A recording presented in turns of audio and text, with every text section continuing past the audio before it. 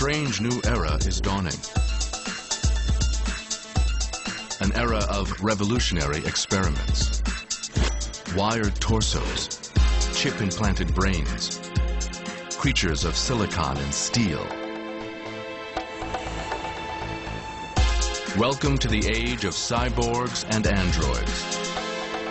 As humans become more machine-like and machines more human, the line between biology and technology is starting to blur. And in the process, we may just be reinventing the future of our species.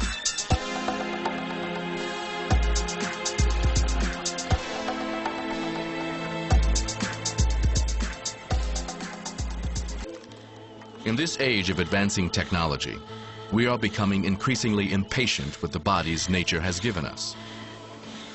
With our frailties, our failing sight, our broken limbs, the crippling limitations of illness and age.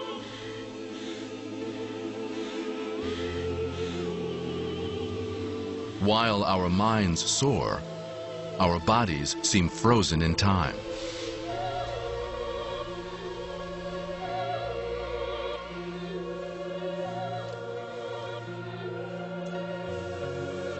What if we could build a better body?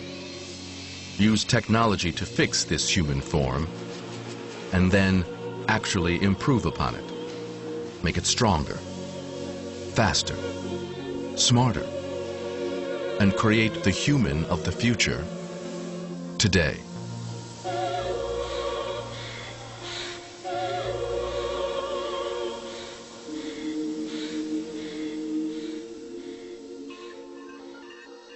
Futurists have long speculated that we could use our technology to alter the course of human evolution, to redesign the species. 4 decades ago, the neuroscientist Manfred Clynes imagined engineering a new race of people for life in space. Their bodies rewired, their hearts replaced by nuclear fuel cells. Metal beneath the skin. He called them cybernetic organisms, cyborgs, the ultimate merger of man and machine.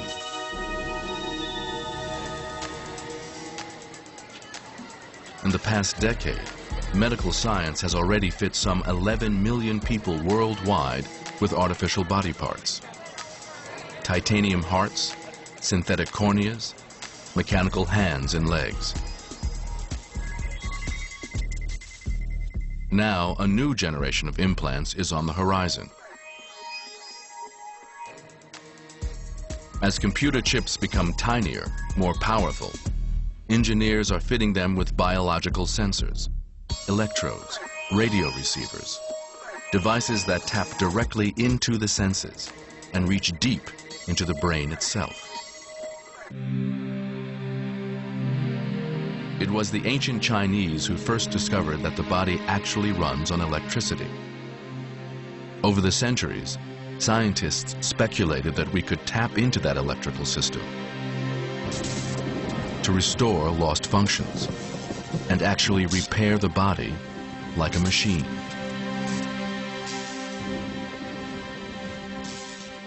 It took modern electronics to show us how. Electrical current flows through our nerve cells, the neurons, carrying instructions and information. That same current can flow to and from the cells into man-made devices, allowing them to communicate and interact, setting the stage for some remarkable developments. Researchers at the University of Illinois, Chicago, are now attempting to perform an act once confined to the Bible: restoring sight to the blind. They've built a tiny chip that can be inserted directly into the retina, at the back of the eye. It is designed to convert light to electricity, stimulating the retina and giving patients the first glimmers of sight. The ability to make out patterns of light and dark,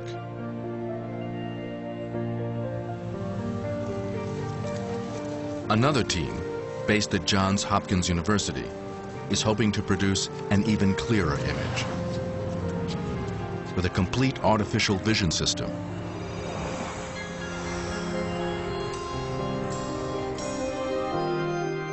millions suffer from damaged retinas. Yet their optic nerve, connecting eyes and brain, is in perfect order. Their vision degenerates when cells at the back of the retina die off.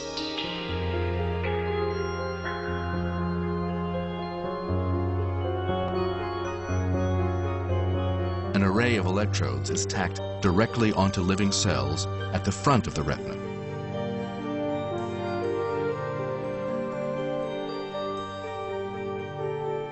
It connects to a tiny computer chip, which receives signals wirelessly from an external camera mounted discreetly on a pair of glasses.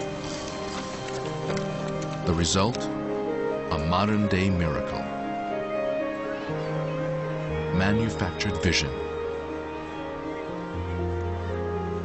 This is a simulation of what doctors expect patients to see.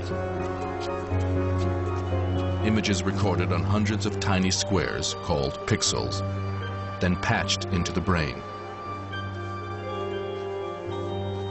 The electrodes will not deliver the subtleties of a fully functioning eye, but they can restore useful vision and a new sense of connection to the world. This is the promise of a new bionic age. Senses once lost can be recovered. What you thought was gone forever can now be restored. Today's high-tech implants are just beginning to help the first wave of patients by sending electrical impulses into their nervous systems. What if you could go one step further? To receive impulses coming out of the body, to read thoughts and intentions coming from the brain itself. Igor Feynman is a neurosurgeon who works with patients who have lost the ability to move, who are trapped inside their bodies. One of the first things that we'll be able to do is letting somebody who's completely locked in, say, get on the web and use a cursor on the web, and just by their thoughts move the cursor on the web and surf the internet or something like that. The centerpiece of this revolutionary new project is a brain implant that will actually read out a person's thoughts directly into a computer. The project is headed by Dr. Richard Anderson, a neuroscientist from the California Institute of Technology. Anderson discovered a special region of the brain where movements are thought up and planned in the split second before the body carries them out.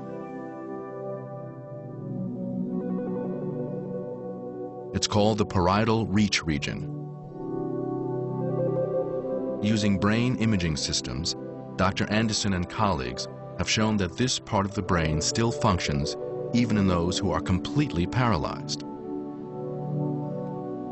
Working with a team from NASA's Jet Propulsion Laboratory, Anderson is designing a computer chip that can be placed into this region. The chip has a series of electrodes that plug right into the brain tissue and pick up impulses given off by brain cells.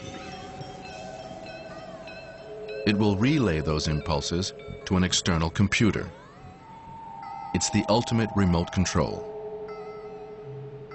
Users will merely think about an action and it will happen. They'll imagine reaching and their neurons will send the command to a robotic arm or a cursor on a computer screen.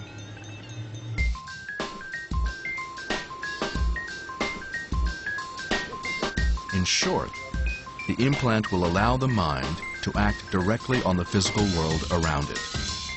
A kind of high-tech telekinesis, connecting the flow of electricity in the brain to the world of computers and man-made devices.